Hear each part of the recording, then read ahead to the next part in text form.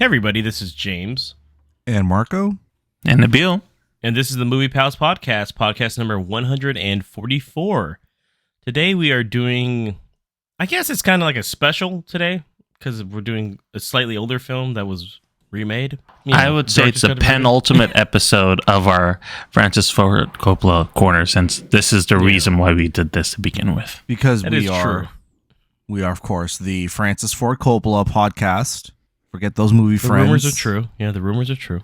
So usually, if this is your first time listening, this might sound weird that we're doing this film, but if you've been listening to us, at least last year, because we started this about a year ago for this special, but the Coppola Corner, we're reviewing every film from Francis Ford Coppola's filmography, starting from Dimension 13 all the way to his newest film coming out eventually, Megalopolis. But what we're doing right now is I think we've done like 17 films, by the way, guys. I think I counted it yesterday. So we only have like 5 or 6 left before we, are technically done. Then we'll keep going hiatus until he comes up with Metropolis. We did a whole special episode just for the first Godfather.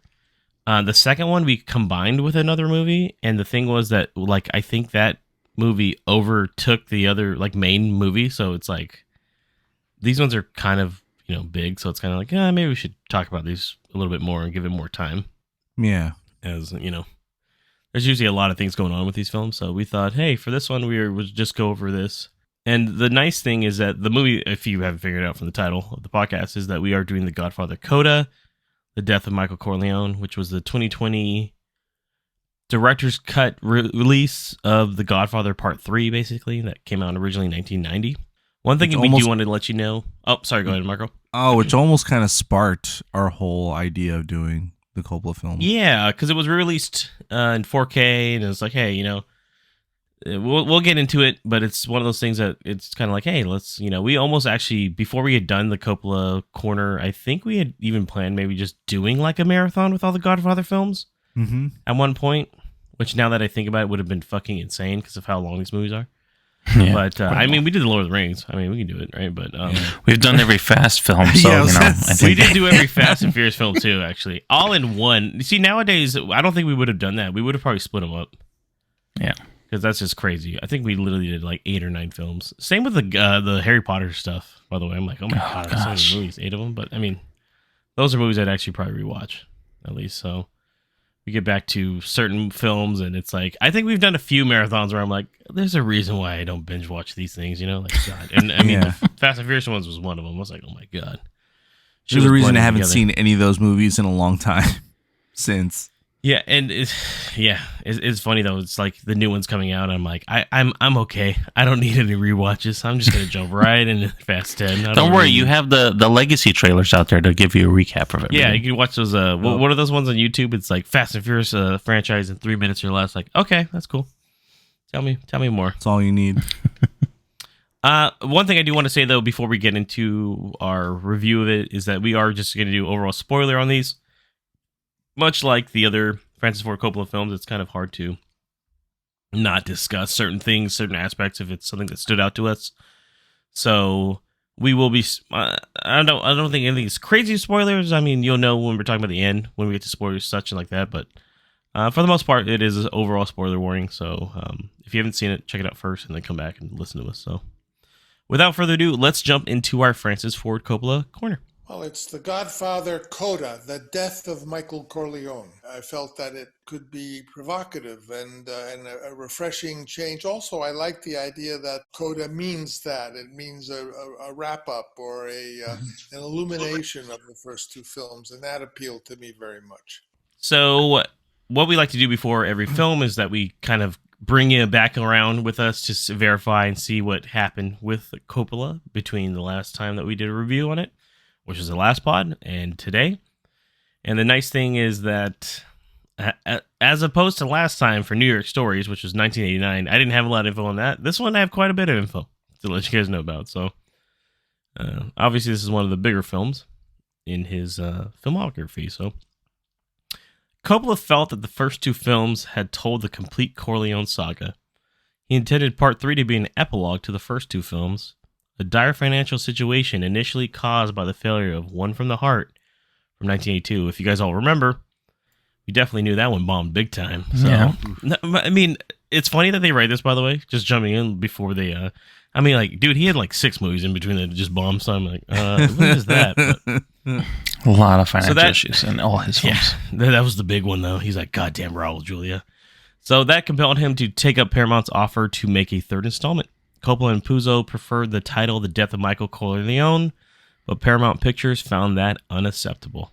Al Pacino, Diane Keaton, and Talia Shire reprised their roles from the first 2 films. According to Coppola's audio commentary on the film in the Godfather DVD collection, Robert Duvall refused to take part unless he was paid a salary comparable to Pacino's. In 2004, on the CBS program 60 Minutes, Duvall said, "If they paid Pacino twice what they paid me, that's fine, but not 3 or 4 times," which is what they did. When Duvall dropped out, Coppola rewrote the screenplay to portray Tom Hagen as having died before the story begins and created the character B.J. Harrison, played by George Hamilton, to replace the Hagen character in the story. Coppola stated that, to him, the movie feels incomplete without Duvall's participation. According to Coppola, had Duvall agreed to take part in the film, the Hagen character would have been heavily involved in running the Corleone charities. Julia Roberts was originally cast as Mary, but dropped out due to scheduling conflicts. Madonna wanted to play the role, but Coppola felt she was too old for the part. Rebecca Schaefer was set to audition. This is like the craziest transition, right? But was murdered by an obsessed fan. And Winona Ryder dropped out of the film at the last minute due to nervous exhaustion. Ultimately, Sofia Coppola, the director's daughter, was given the role of Michael Corleone's daughter. One thing I do want to bring up about that too is apparently they were I don't know if you guys read it more. It was just a super last minute ad because Winona Ryder literally dropped out, I think, a week or 2 before filming was supposed to start. And the studio, I don't know what's up with Paramount and Coppola, but they were like, you got to figure this out. And I guess they weren't giving him too much support with anybody age wise for this one.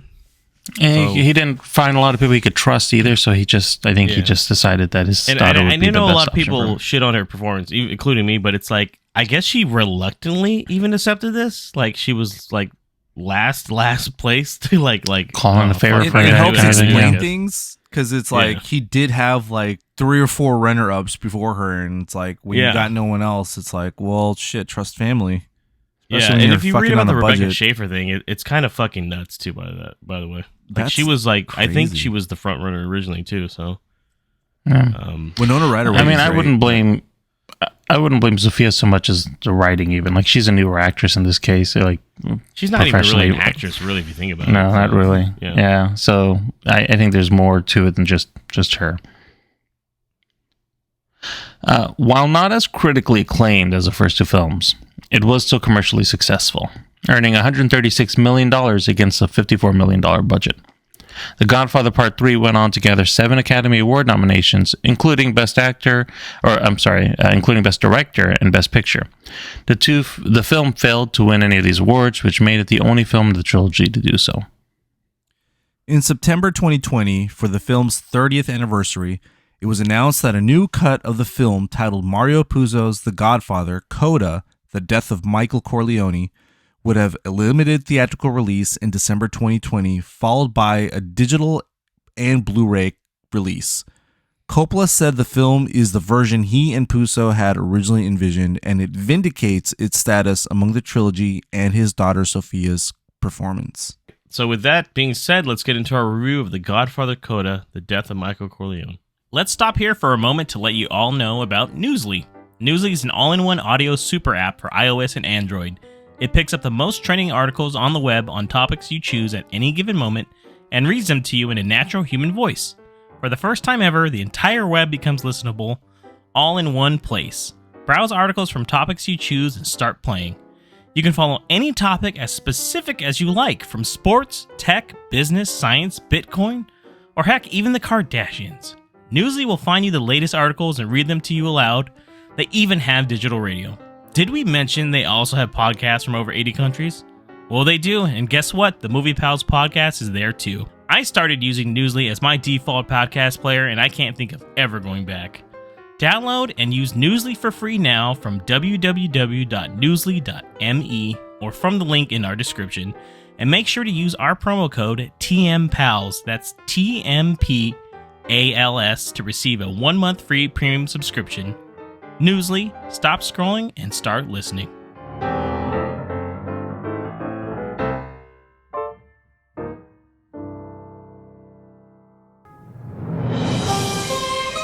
We've sold the casinos. We have no interest in anything illegitimate. The church owns the large corporation, worth $6 billion. Don Corleone, this deal can make you one of the richest men in the world. Friends, our business together is done. Your old partners, they're unhappy. They think you abandoned them. Just when I thought I was out, they pull me back in. Mr. Corleone, we have a problem. I said we make him dead. You give me the order, I'll take care of it. It's not personal, Godfather. It's only business. The Godfather Coda, The Death of Michael Corleone. It's currently, this version, and I guess with the 1990 version as well, sat at a total of 86% on Rotten Tomatoes, which is really good. Actually, So- this is just for this version. The Oh, is it just for this 1990 version? Is like 70 something. Yeah, Oh, Yeah, so it's like you got a 70, bump 60 up, something. which is great. yeah. Just for you, Naboo. Just want to let you know. Yeah, thank you. Set in 1979, roughly 20 years after the events of the second film, it follows Michael Corleone, now in his 60s, as he seeks to free his family from crime and find a suitable successor to his empire. Directed by Francis Ford Coppola, written again by Mario Puzo and Francis Ford Coppola. The original version of the film was released back in December 20th of 1990. The Coda version was released on December 4th in 2020. This had an original budget of $54 million, with a box office total of $136.9 million. And I will add a caveat too that I read that this, I think it's the second week of that release, but it's the same kind of weekend of Home Alone, I believe.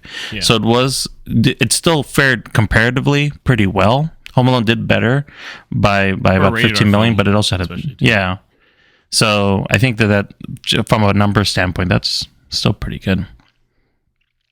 So it's starring Al Pacino, who returns as Michael Corleone, Diane Keaton as Kay Adams Corleone, Talia Shire as Connie Corleone, Andy Garcia as Vincent Corleone, Eli Wallach as Don Altobello, Joe Mantegna as Joey Zaza, George Hamilton as B.J. Harrison, Bridget Fonda as Grace Hamilton, Sofia Coppola as Mary Corleone, Ralph Vallone as Cardinal Lamberto, Frank D'Ambrosio as Anthony Corleone.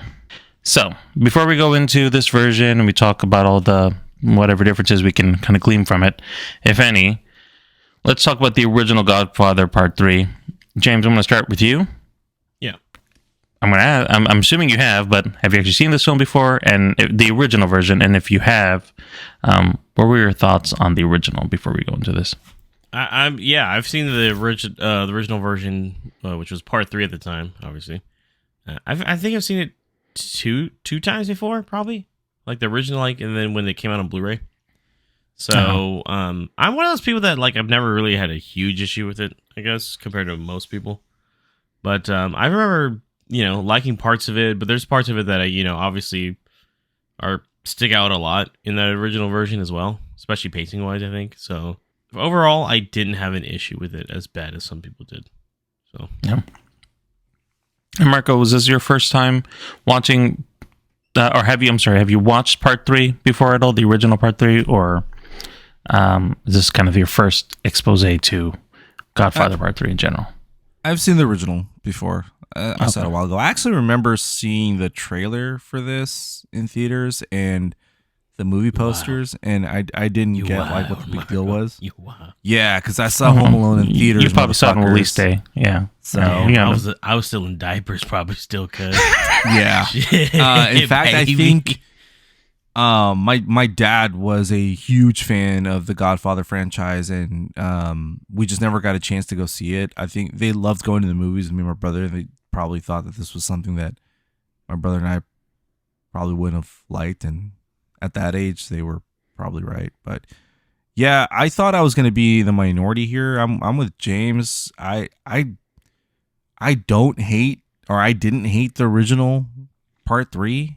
I know people were like, "Oh, it's the worst one in the franchise. It's horrible." I was like, I mean, it's a little more. It's the most boring one of all of them. Yeah, but for the most part, it still, felt like The Godfather to me. I didn't really get the super hate on it, so I still enjoyed it. Do you think it was like because of the time difference between the two releases, maybe? Like it'd been like 18 years. I think right, nostalgia does play into it. It's almost like, I know this is sidetracking, but it's almost like how people got excited for Star Wars, and but then they waited so long, and it's like, oh fuck, I think, but I think it also has to do a lot with its structure, and I'll probably dive more into it, as we talk more about it on the pod, but there, I think that had to do a lot with it, because I felt you mentioned the pacing on the first two movies. There's a lot of exposition in the first two movies, but the pacing of it and the content involved in it actually keeps you interested in the story. Where I think in Part 3, in the original, not Coda, the original, I felt that was what was really lacking, in the beginning of the movie. Because it really, for me, like the original, it started to really get good, like, deeper into the movie, like 30, 40 minutes into it, we start to get into like the real plot of things, and it's like, oh, okay, this feels more like The Godfather. Yeah, I'd agree with that. I mean, this is definitely not my first time watching, or it's not the first time I've ever seen any version of The Godfather Part 3. I've seen it multiple times in the past. But I felt that it was definitely not as strong as the original two. I didn't like how, this is going to be weird to say, but even though this was made in 1990, it felt very 90s to me. It didn't feel like the back setting. And James and I had a little conversation. This is more in regards to Coda, but we both thought it was set in 1990. I'm dumb as shit. I always assumed this was set in the 90s for some fucking reason. As like a kid, I think, and then not until recently. And then for the longest time, I thought the same. Wait a minute, because like there's a couple hints, right? Like, I don't know how dumb I am, but I was like, wait a minute. No, I'm there with you. His kids would be like 40, right? I was like, wait, what the hell? You'd be like fucking dead. No one has a cell phone or a phone, like a normal phone. And then I was like, why are they driving old ass cars? And I was like, wait a minute. This is not set that far in. I'm dumb as shit. But then it makes you wonder, like, he seems hella older than he's supposed to be in this film. It's like, it's 20 years. He seems, compared to the Michael we saw in Godfather Part 2, like he seems much older. That's stressful. Well, I mean, they did roll with what they probably assumed. Like, Al Pacino's done some pretty heavy living, so he hasn't aged gracefully as much as some other actors that were in those films, and I think they got it pretty close. I actually think they did him a little bit of a favor, to tell you the truth. Maybe. And severe stress does make you age a lot quicker. I mean, he's playing with matters of life and death a lot of the time. No, Marco. Scarface and Serpico makes you age a lot. It's a lot of trucks. A lot of cigarettes, too. Throw a beanie on this man, for the love of God, please. Yeah, so, like, I've seen it before. I was never really a big fan of it. The only thing that ever stood out for me from this film, and it still does in this version, the Coda version, is Andy Garcia's character, Vincent Corleone. I actually liked him then. Again until I started watching. I was like, oh really? Zaza. Yeah. He was my... when he does that little... Zaza. That was a nice shot. That's my favorite fucking scene Andy of the movie. Garcia's got to be the hairiest man I've ever seen in my fucking life. Oh my goodness. The chest hair. Immediately thought of Nabil. I was like, man, that's what people got to deal with, huh? He's looking good, man. Looking good. Like I can't hate him. Like, that's a carpet, man. That's a... Rub your face against it like you're sitting on a bearskin rug. A fucking missing bad guy link from and shit. Ocean's 11. What the fuck's going on here? So yeah, that's my kind of history with it. It was never really a big thing for me. I kind of wrote it off most of the time too. I was like, watch the first two. You don't need to see the third one. It's fine. But with that, we're obviously watching the Coda version. I'm gonna assume I know the answer to this, but just to ask collectively, is this the first time both of us or three of us are watching the Coda version, or has James actually gone ahead and watched it ahead of time just to be like, I gotta see? Nope. I always waited for you guys. I want eye contact, James. I'm just like, no. No, yeah, Okay. first time. No, This was really the one that was, Yeah. kind of how this whole thing started. So then let's start with you, Marco. Just briefly, watching the Coda version, what did you think about the film? I liked it, man. I thought it was an improvement from the original. I think that the way they edited this film makes it more concise, makes it feel even more like an actual Godfather movie. And I mentioned previously that the original, you got to get through a lot of the meat before it starts to feel like it. And as it turns out, like that's really what they did. Like they gutted like 30 minutes of like the first few minutes of the original to get into things and move scenes around. And I think that Kind of jump you right into the story. Yeah, it really did help. So I didn't know that this one was actually shorter than the original. Like most director's cuts we expect them to be longer, and they add more stuff. And this one is the opposite. And he like took stuff out. So he took like the opposite George Lucas approach. And George's like, no, you gotta add more stuff. You gotta add it. Why don't you add the Jedi? The Jedi were around. You see, if you take the midichlorian out, then it's not gonna make sense. But I think it helped a lot with its pacing. I was interested in it a lot more. I think it helped with the character arcs a lot more because you're just right. You're thrown right in the thick of things right away, and it helps progress the story a lot more. It really does serve as an epilogue, as he stated, and it's the shortest one in the franchise, and it's just a small little. This is what ends up happening to the family, and I think it works. Nice. And James, what were your thoughts about this particular version of the cut of the film? Yeah, I agree with Marco. It's not a perfect movie. It's still the weakest one of the bunch, but I think this is the definite way to go with it now. And I like that they dropped the part 3 with it too. It's like, I don't know if you guys watched the intro beforehand from right with Coppola in the beginning. So like he talks about it a little bit more, and it's like, if you look at it as just like an epilogue, like Marco said, like, oh, this is what happens from the results of the other two films, it actually makes a lot more sense with how it's set up to me, especially with how there's not too much really happens in this outside of some betrayals and people rising up, it doesn't hit the epic levels of the first two films. But if you look at those first two as like a duology, and this is what happens 20 years later, like, okay, it actually makes a lot more sense. I like this one a lot better pacing wise. I think it works too. It looks great, by the way, in 4K. Mm-hmm. Nabil and I actually got to watch this on 4K disc, and then Nabil even compared it with the streaming version. And I mean, I think you'll jump into that in a little bit, but I enjoyed it. It wasn't perfect, but it still was a much better watch overall, compared to my memories of the third one. Because once again, I don't recall too much of it, but there are things that I was waiting for, and I was like, oh, that never happened, I guess. So I was like, okay. So, yeah, I mean, I really do agree with you guys too. This version is far superior to, in my opinion, to the original Part 3 version in the 90s. He just had a much more clear vision in the story. It actually feels more like a Godfather film. Mm-hmm. Yeah.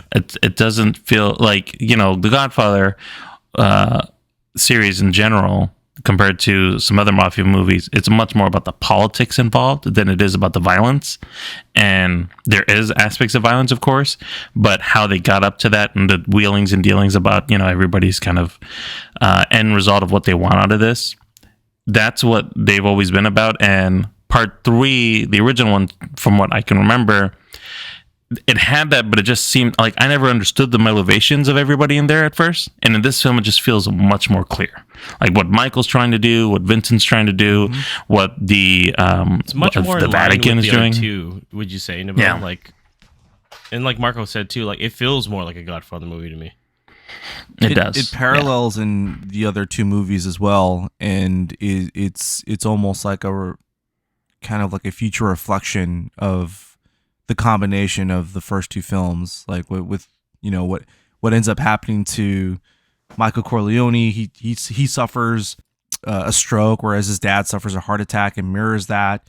The theme surrounding Vincent and Sonny, they both overtly want to protect the family and are very like quick to push the button, so to speak, you know. But I kind of like how it tries to course correct itself from the mistakes of the first two films. Even though we get the ending that we get, I like how you start to see like, holy shit, like the family's just repeating the same things over and over again as much as they start to get away. And this version showcases that a lot more and really puts it more into the I think that in this film especially, Michael is it's much clearer to see that Michael has always been aware of where the mafia families were going, and like even like the lead up where they were building in this film and talking about like how he sold off the casinos and was trying to, you know, got everybody money because he was trying to get out of the business and really, like, seriously trying to go legitimate while everybody else is still sitting around trying to find a way to make money off of this. Like, he has always been the visionary and knows, like, the trends. It's the same thing with what was going on in The Godfather Part 2 when they jumped into the casino business to try to pivot from, you know, the small gang kind of community thing. Yeah. Like, he has always been central part of it, and helping the family prosper, but nobody ever sees it. And this film helped kind of piece that all together to show that he still has that mentality of like, I'm trying to create a longevity for the family name while everybody else is still kind of sitting in the back, and nobody seems to get that. And that's introduction of Vincent and Michael, and or introduction of Vincent, I should say, specifically, like having kind of the mixed views of it. But like we talked about, like James had touched on, like the idea of Coda and it being an epilogue to, you know, what the original two films were. Like this is showing direct results of all the good and bad decisions that he's done in the last two films and where he's at now. And we kind of end in that same sense of like, by the time the film ends, what is a result of everything that he's tried to do because of his actions and others around him who aren't listening to him, and then the very end of like where he is at the end of his life. So to kind of pivot onto that, and we've talked about just what were our thoughts about the film, but let's talk about the characters a bit more. Marco, I want to go with you in regards to Andy Garcia's character, Vincent Corleone. What did you think about his introduction to this? Do you think he was, you know, kind of at par with Michael, or do you think he was just kind of like a nuanced character? You know, what do you think about him being kind of given a big spotlight in this film? I've always liked Andy Garcia's character as Vincent. I agree with James. I always felt like he was the highlight of the film and the character that always stuck out. Like I said, one of my favorite scenes is, you know, when he takes that Joey Zaza, he's on the fucking horse. He does it on horseback, guys. Impersonating the Joker, cool, bro. It's pretty bad. Yeah, he does a full like freaking 180 on the fucking horse, turns around and bam, shoots him. I was like, man, that's fucking awesome. That's fucking awesome. And he said all he does is say his name. He breaks his name in two. And I even was like, oh shit, I forgot about this part. Because at first I was like, very who's quotable doing scene. this? And then it's like, oh shit, never mind, it's him. I was like, okay, Yeah. all right. It's a very quotable scene, all right, man. Okay, I was like, what But the fuck, man? I don't think he's at odds with his uncle Michael. I think he sees that his uncle is vulnerable and he wants to help. And at first, you're first time coming in, you're probably seeing like, oh, he's power hungry. He just wants to, you know, usurp his uncle. Because he's Sonny's kid too, by the way. Yeah, so but like, Right. But you start to see that no, he has the same like protection factor that his that his dad had. His dad just wanted to protect the family, and I kind of like the chemistry between him and Michael, and it helps kind of it helps Vincent grow, because he as he gets brought in, he's being like coached on how to be and how to, you know, act around like others that aren't outside the family. And Michael ends up gets to tell, you know, his nephew all the things he wanted to tell his brother, what he couldn't tell him. He saves him in a way he couldn't save his brother, and I like that. Like all the things, all the advice that he gives them, it helps Vincent grow. And yeah, you could say his character growth and his character arc is, you know, it happens like, you know, overnight, but you kind of see his growth, like where at the end he's a bit more mature. He's less likely to, you know, kill someone right off the bat, but he takes his uncle's advice and grows as a character, and I like that. It makes him like one of like the characters that stands out the most for me. Yeah, I saw you're nodding a bit in agreement there, James, with Marco. Was anything more you wanted to kind of share about Vincent? No, I mean it makes sense with how they're going. I like how it's kind of like he's kind of like a roughneck when he starts out, and it's like, you know, there's a few scenes where I like it, where even early on, like Michael understands, like, you know, even though, I mean, there's almost like a question, like, is he really like related to us in the beginning at first, and then, you know, Connie verifies that, yeah, no, that's he's part of the family, and like Michael including him in the photo is like the first step, like, hey, come in the photo with us, because I think Vincent's just looking for like a family too, really, because he's never really had a family, you know, and it's kind of like they bring, even like the way he dresses in the beginning is kind of, you know, not very proper, and he's wearing like a oversized coat. He's like a thug. Yeah, he looks like a street thug basically, but by the end he's wearing like a full out suit and stuff, like tailored suit, so it's like you can see his transition. And I gotta say, just the performance too, man. I think Andy Garcia is a really good actor too. So yeah, agreed. I do. I mean, it's hard not to bring it up though, that like the romance though with his cousin, but apparently that's common with. I looked it up. Sicilians do this. I don't know why this is like common. A new thing to James, but yes, families marry cousins. Yeah, it's common. I was like, okay, never mind. I thought I'm just, you know, Westerner coming in, looking at it, and apparently a lot of weren't hiding it either. They kept mentioning it. You know, the cousins. That's first cousins, by the way. Not that, you know, second or third would make it okay either. I'm just saying, like, it was, man. To be fair, Michael was against it from the get go. They make a mention of him being quote unquote old fashioned, which that doesn't seem to make any sense to me. I feel like if he was old fashioned, he'd be okay with it. Actually, like, okay. But he wasn't interested in the cousins getting together to begin with. I mean, I'm not going to dive into too much, but it's very common in certain countries still, even today. Yeah. So you know, I'm not going to brag on that with people's stuff, but at the time it was kind of weird because I just didn't know. So I was like, okay, well, okay, but I mean, he does cut it off at the end though. So he does. That does show actually even more maturity on his end, because he's the one like, hey, he's like, I understand. In order, because he becomes basically the head of the family at the end. He becomes the Don. Yeah. So he understands, like, hey, that's why he tells her that, and he doesn't show any affection toward her after that. I'm like, okay. Well, because he understands the weight of the responsibility. He's seen it with his father. He's seen it with Michael, and he knows that it's not going to be some small thing. Tells him, like, this is the what you have to do in order to price, accept this. And he's like, okay, the price he pays. I really like that scene where he becomes the Don and everyone's coming in. It's very reminiscent of like the first movie when Michael becomes the Don and everyone's coming in and, you know, kissing his hand and stuff. So I like that scene a lot. So yeah. No, it worked out pretty well. And I agree with your guys' points. And to be honest,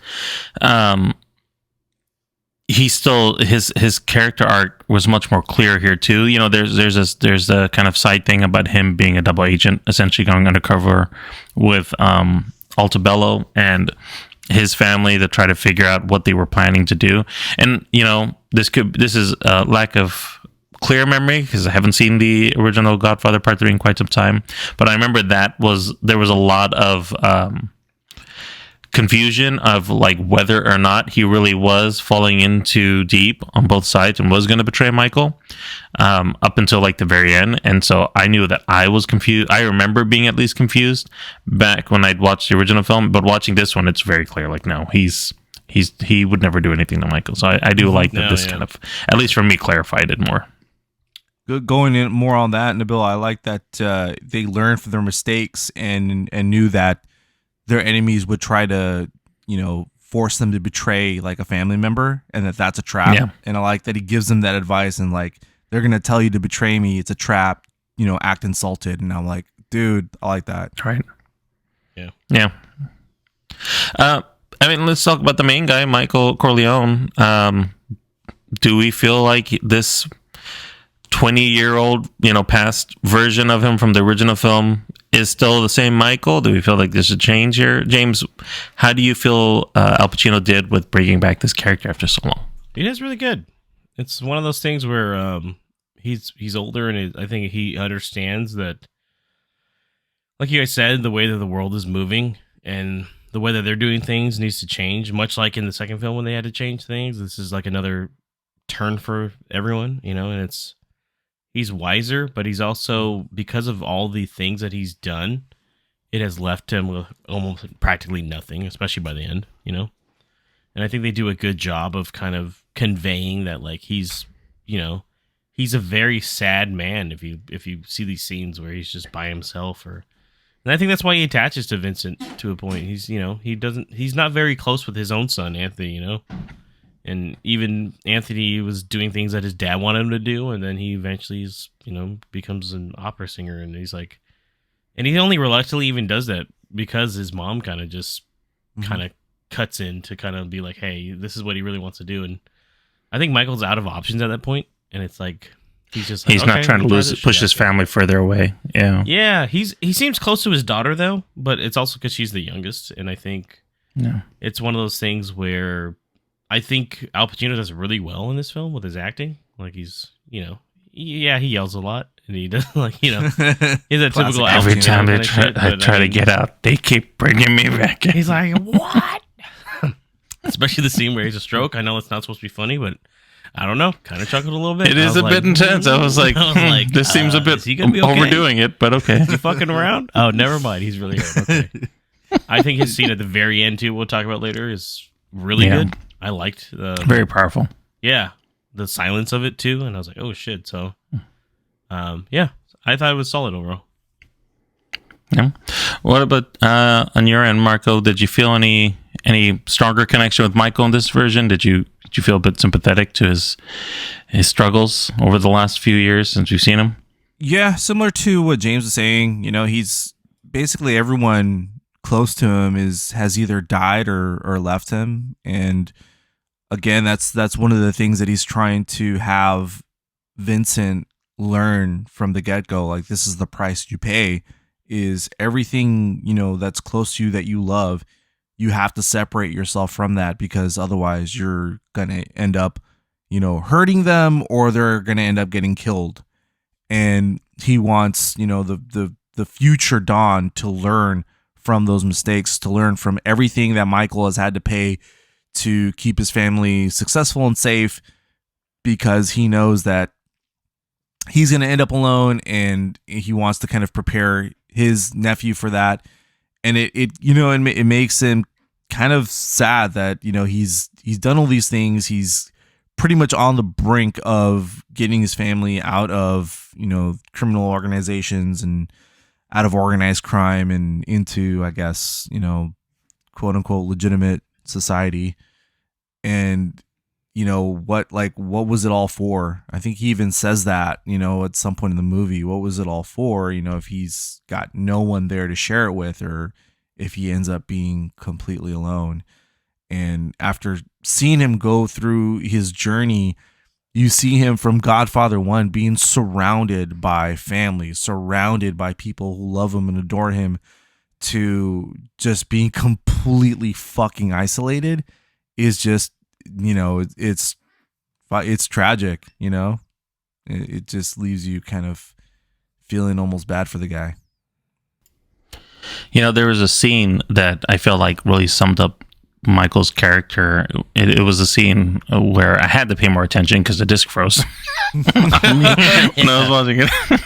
But he's having a relation or a private conversation with his ex-wife. Well, I don't know if they're really divorced, but his ex-wife Diane Keaton's character Kay Adams, and he's basically kind of opening up to her, saying that he wants her to forgive him for everything he's done and why, and kind of goes into the reasons he did what he did. And it seemed, whether you feel like they're justified or not, you feel like he's being sincere. Like everything he didn't want to be in the business that he's in. He only did it to appease his father and help him because he was in a rough time, and there was nobody left there. Like Sonny was supposed to step in. Obviously Sonny died, but it was Sonny's to take.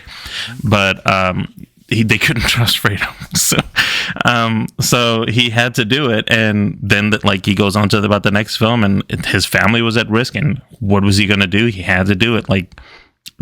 Life gave him no choice, but that wasn't his plan, and he was trying to be sincere. And that scene in itself just kind of helped me feel like this is everything that Michael has been struggling with. This is where we're seeing, what he's dealing with today, and why he doesn't really want to be in this, and why he's kind of so readily, to an extent, wanting to just kind of give it all up, to give it to Vincent to take over. He trusts him enough to say, you know what, he's going to be able to take care of this. I don't want to be a part of this anymore later on in the film. And that shows me, like, I don't know if it's Mario Puzo and Coppola, or even if it's Al Pacino, but they really understood the character at that point. Like that's the message right there, that they knew what they were trying to portray for him. And I saw it all in that kind of one scene.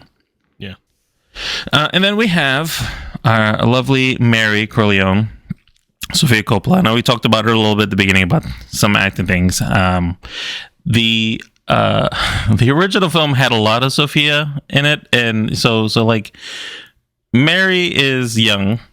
She's really kind of a kid. She's just there to kind of prop up, unfortunately, even though it is legitimate, that's what her father says, but really it's there to prop up this foundation the Corleones have, because there's other business interests that Michael's trying to get into so they can legitimize the business in itself.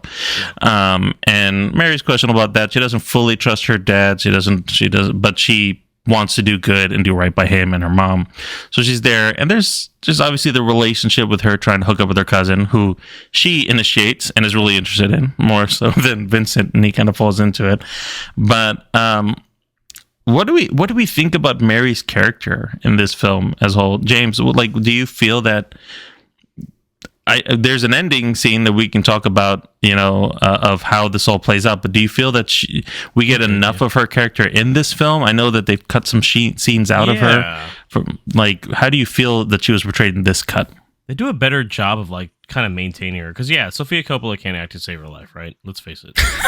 But I remember her being in the movie way more than this cut. Yeah, I don't know agreed. if you guys agree or not, but I thought she was in the movie a lot more.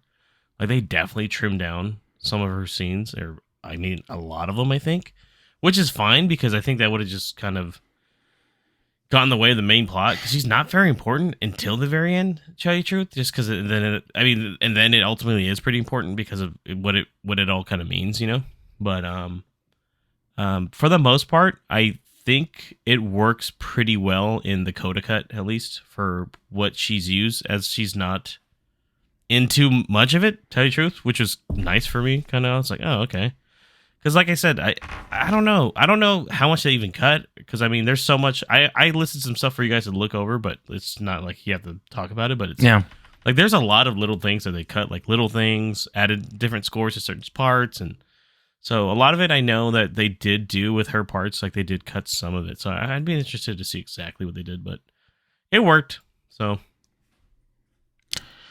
Yeah. And Marco, can I ask you, were there any other characters that you really felt stood out for you that needs to have a call out here? Connie Corleone, I think, stood out a little bit more in this one than the original. She's a much stronger character in this film than she is in the other two. She's more hardened, because she's obviously been through a lot of shit. Obviously in the first one, she was abused by her husband, he beat her and stuff. And then the second one, she's going through financial problems and, going through divorces and shit. And now it seems like in this one, she knows who she is and who her family is. And I like that she's kind of coaching Vincent and sort of being his consigliere. And even when Vincent becomes the new Don, it feels more like Connie is going to become his consigliere and the older advisor more so than Michael, because he just wants completely out. And I kind of like that. I like that she has grown more into that. She's the one that actually calls the hit on Joey Zaza as well, which, is also surprising. Everyone, thought that Vincent acted on his own, but she sanctioned it, and I thought that was pretty fucking ballsy of her. Yeah, it was against Michael's word, but I mean, Joey Zaza had to go. He was a loose cannon. And one thing I do want to mention with that is she's a little more tame actually in this cut of the film. In the original one, they show her calling the hit. This one, they cut that whole scene out. So yeah, they make it a little. She was a little over the top, I think, in the original cut. To tell you the truth. Yeah, they made her more wise in this one, and I like that. Exactly. She's not. Yeah, she's not but standing her ground or anything. She's trying to defend her family still. Exactly. Yeah, exactly. I like that. I think it helped her character a lot more. So. I forgot she poisons the dude at the end too. I was like, oh, yeah, dude, I fucking like that too. I was like, damn, she a killer. And she uses his shitty vision against him because she acts like she's gonna take a bite out of the cannoli, and she doesn't. Hella sly. I think she does take a bite. She takes a little bit of the cream inside there, but I think it's. I assume it's the cannoli that's gotcha. Actually, I'd have been like, this ain't the poison one though, motherfucker. It's the other one. Right? But yeah, she was another stand-up character. Going on the Sofia Coppola thing, I do agree with James. I do like what they did with her scenes and how they trimmed them down a little bit, and I guess they sort of kept the best parts of it and kept it to where her role in the film actually mattered and made sense. For the end, it was the last bit of innocence left in the family and the last bit of connection that Michael felt to the family that was completely taken away from him. So I kind of like that. And she didn't overstay her welcome. I'm not gonna sit here and bash her acting skills because she's a much better director than she is an actor. But she is. What they kept. Yeah, what they kept was definitely, a lot better. Also, I think that, I think the romance was initiated by both of them. They were both fucking flirtatious at the beginning, Hey, but that's their tradition. That's just you getting lost in Andy Garcia's eyes. Yeah. I mean, I would too. I'm not gonna lie. It's Andy Garcia. As soon as he took that shirt off, I'd be like, well, I guess I'm yours, big guy. You could just have me now. I will add, because we haven't really brought him up yet, and I just want to know about the phenomenon that is Anthony Corleone's singing voice, because he goes from an amateur singer to a professional opera singer within the matter of a few months. And let me tell you, the man can sing. Is that really him singing, though? I don't think that's him. No, it's not really him. No way. Okay, I was like, that guy's got the voice of an angel, if that's him. So. I was like, I want to be a singer, Papa. And at the end of it, he's like, I'm the best damn singer in all of Italy. I'm like, whoa. Well, he's got the connections to do it. I like that they showed what's his face at the function in the first one, from the first movie too. What's his name?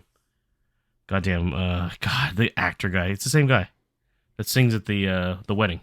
Oh, Johnny Fontaine. Oh, yes. Yes, Johnny Fontaine. Cool. And he makes fun of him. He's there. I like that. Yeah. That was pretty funny.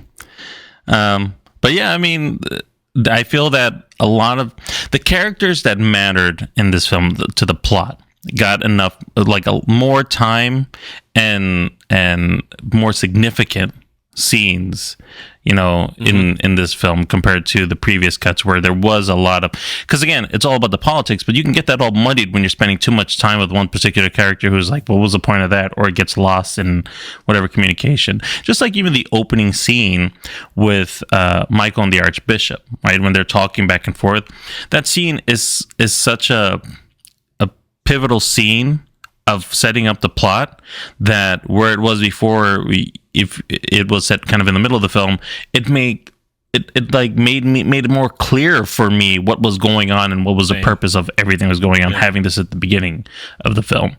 So that these recuts really made a difference. Like that, right? Right. It didn't feel that way. I didn't, halfway, not even halfway, but like a quarter of the way into the film, and you find out, oh, okay, so this is how he's going to go legitimate because he's got something on the Vatican. Immobiliari. Immobiliari. But now it feels like it makes more sense on the motivations of what Michael's doing because it's just kind of given to us up front. Yeah. And going with that, we talked a little bit about the recuts, but what do we think about the cinematography? I mean, Francis Ford Coppola, do we feel like he's back in the chair in charge, his old self, kind of old hat for him? Marco, what did you think about the visuals here and how he had this film shot?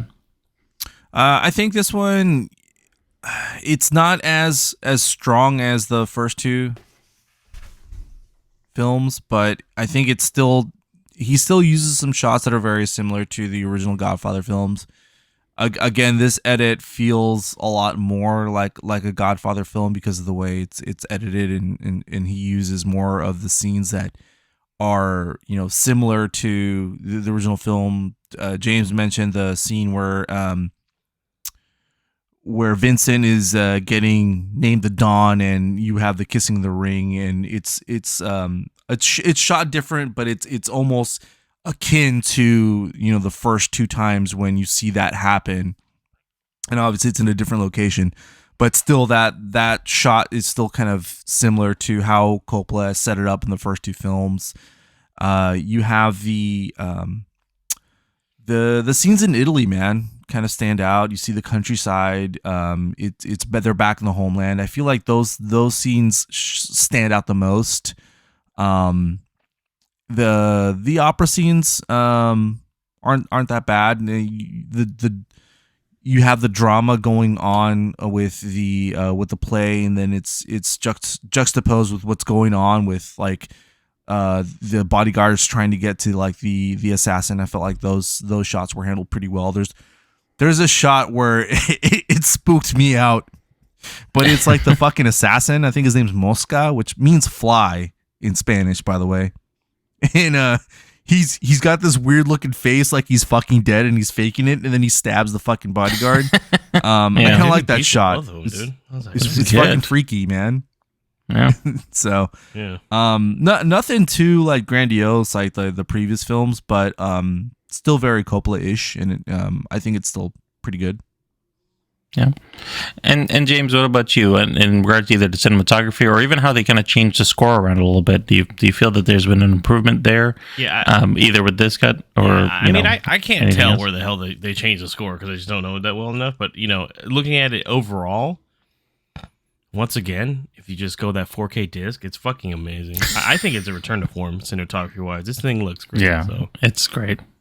It's fantastic. It's insane. It's really what this format's made for too, and it's like some crazy shit going on in this movie. But for the most part, I liked it. I think it looks really good.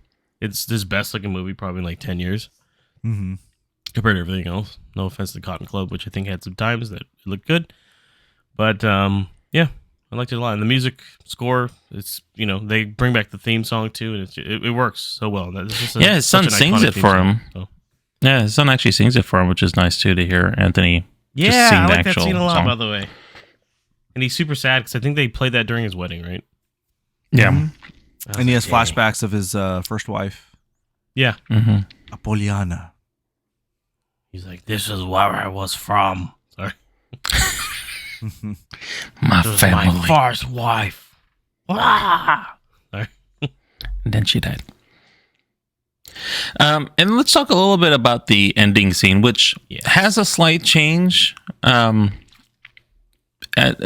guess it does. I feel like it changes a bit of the impact, though. I think it's because of the fact that the scene was cut the way it was cut. It is very abrupt on how it ends, but at the same time, basically, and we've already talked. Obviously, we're going through spoilers in this film, but as the assassin tries to take the hit onto Michael while they're walking out after Anthony's performance from the opera, he takes aim and shoots, but unfortunately, not realizing it, misses Michael and shoots his daughter Mary, who is not aware that she got shot until it's too late, and everybody just kind of notices that she kind of collapses. They stop the assassin, but it's too late from that point, and Michael is Michael and her mother Kay are both notably distressed. Everybody's just kind of beaten up, and Michael, there's the part of the scene where it just kind of goes quiet, and you can see everybody like yelling and wailing and upset, but Michael especially, you can see the agony that he's going through, and that everybody just kind of stops and stares at him, seeing the pain that he goes through, and then the sound comes back on, and you can just hear him, crying out in pain, and it is very detrimental to feel that. James kind of pointed out earlier that you could see the expression of all that Michael had done to try to protect his daughter, and just comes out in that one bit of the scene, and then finally kind of settles in at the flash forward, I think another 20 years or something like that, or 10 years, and he's kind of sitting in some chair slumped over in Sicily, and in the original film, you see him die. He just kind of passes out. And in this film, they kind of cut with it, making it looking like he's kind of thinking about everything that he's sat with over his life. Yeah. I want to kind of go to you, James, because I know you and I kind of talked a little bit about the scene. What were your thoughts on how this cut ended, and especially the very end where they kind of show him kind of sitting in Sicily? I think it works. It's so chaotic at the end, and it's a culmination of basically, like, this is Michael's life. Like, he can't escape it, right? This is what it's trying to tell you. Like, no matter what, you're trying to get out, but guess what? They're pulling you right back in, and it's just lost and everything. And obviously, we don't see what happens. And supposedly, that scene is in 1997, so it's 18 years later. And I think he's actually in Tahoe. I think that might be Tahoe, by the way. His compound in Tahoe still. Oh, okay. So, I thought it was still in Sicily. It could be there. It doesn't matter where the fuck it is, really. But the point is that he's alone. He's all by himself, right? That is ultimately what his life has led to. Is that he's no family, no one to care for him, and he's by himself, right? So it's just shows him. It's even more sad, It just shows like, oh, so this is what happens, Like this, his life has led him all the way through all these, part 1 and part 2, and now Coda. It's like ultimately it's not a good life overall, It's a sad life, and his daughter died, and it's just crazy. But I liked how they did it. I like that they don't show you him dying this time around, and they quote that thing about like long life and Sicilians never forget about it, but it's almost like, I don't know. It's almost like, is there going to be more? But like, yeah, God, for cliffhanger Michael's back. No, but it was, it worked for me. I didn't mind it. I didn't have to see him die. I mean, it's just he's living like a terrible life. Basically, it's just like, this is the death of him is the death of his life overall. Like, doesn't matter. It's just, yeah, he's out of the game, but he's lost everything. So, and what about you, Marco? How did if at all, did the ending impact you, seeing this change? Oh, it did significantly. You think it, so they changed it so he doesn't fall out of his chair. But I mean, no, it is a better ending. You don't have to see him die. The death of Michael was his daughter. That his heart died right there. So yeah, that's true. Yeah. That's all you needed to kill him. That was the last bit of innocence left in his life. So he was completely dead after that. And yeah, like James was saying, he's completely alone. All that power, all that money, all those accomplishments for what? To end up alone, miserable, no one to love you. Everyone like I mentioned, is either gone or dead. Like, was it, in the end, was it worth it? And I started to really think about that Centani quote, "A Sicilian never forgets." And it's like, it's almost like we were just watching him reflect on his life and everything. Like, he was just sort of thinking of those last few moments where he truly felt lifeless after, and he has to relive those moments because he'll never forget them. There's no way he'll ever be able to forget. And that's sort of alluded to when he's confessing about Fredo's death, and we start to see that that decision really haunts him. It really does. Even when he's having a stroke, he yells out his brother's name, Fredo.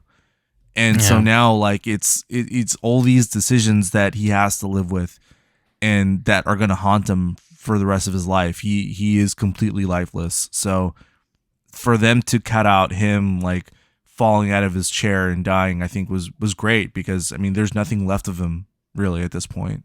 So I think it was a much better ending to the franchise than it was originally filmed. Yeah. And I want to add on to a little bit of trivia here that I'd read the other day. That there, you were bringing up, James, that doing a Godfather Part 4. There was actually talks of doing a Godfather Part 4, and it came about because Mario Puzo was getting older, was really broke, and they want to leave him some money. And so Coppola advocated to say, let's write a fourth film, to the extent of saying that he'll have Puzo write a first draft, and they pay him for the draft of the film, and he'll take care of everything else afterwards. But I guess Paramount was being a bit... they were going through some rough patches, so they didn't want to spend the money. But the film was supposed to be essentially another version of Godfather Part 2, where Vincent is in charge, and he was going to kind of go into the drug trade, in the 80s, and get the family into the drug trade. And they would do kind of a flashback of his father before he was born, showing Sonny kind of doing what he was doing back in the day. And then there might have been like one scene with Al Pacino coming in at some point, just as a cameo, but nothing more than that. Sorry. But He just fucking yells. yeah, I'm here too. But And wasn't like Leonardo DiCaprio? He was thinking about Leonardo DiCaprio. Or some shit, yeah, right? would have been young Sonny kind of thing, which would have been pretty cool. But yeah, Paramount was against it, and Mario Puzo surprisingly passed away. I think it was like 10 days after like everything kind of came to light. All the rumors about doing a part 4. Yeah. So obviously it never happened, but that would have been an interesting story to tell. Yeah, man. So let's talk about our ratings. What do we really think about this, capping off the trilogy of The Godfather? Marco, let me start with you. How many stars did you give this? I give it 3.5 stars. I think it's really good. It's not great. I think it's rewatchable. It's not the spectacle that the first two movies are, but it's still an enjoyable watch. And James, what about you? How many stars did you rate this film? I would give this one 3 out of 5. So it's almost a 3.5. I'll tell you that much. But I agree with Marco. It's not great, but I think it's a good movie. I'd rewatch it again, obviously, and I probably will. So it's better than a lot of Coppola's previous ones in the 80s, So this is like a step up there, I think. And it's one of those movies that, like I said, he gets into like a bit of a golden era for a little bit here, or whatever. Small renaissance, yeah. Yeah. Little early 90s renaissance for our man FC. So I feel like I know him well enough now. What about you? If you're listening. I also, the same as Marco, I give it 3.5 stars. It's definitely rewatchable, definitely the superior cut, this version versus the original one. And I'll say too, part of it is if you hadn't really seen or had a connection to the original two films, having it be alone, the story, though it has some aspects of it, of it being intriguing, it's not as interesting as like The Godfather 1 and 2 where they could kind of stand alone because they have their own political turmoil that you want to know more about. That's true. This one, yeah, you have to this have one seen the works other two well. movies to watch this Exactly. and understand it really, yeah. Mm-hmm. Yeah, so this works better as a trilogy, as a cap off. I'm all about it. But if I was to just say that this is a film I want to come back to all the time, I wouldn't necessarily agree by itself without it being. Is there somebody out there that's only seen the third movie? They're like, I've only seen the third one. I watch it all the time. I don't get What it. the hell? Love this Yeah, film. never got to the other two. I knew I needed to get to it eventually, but I just didn't have time. What?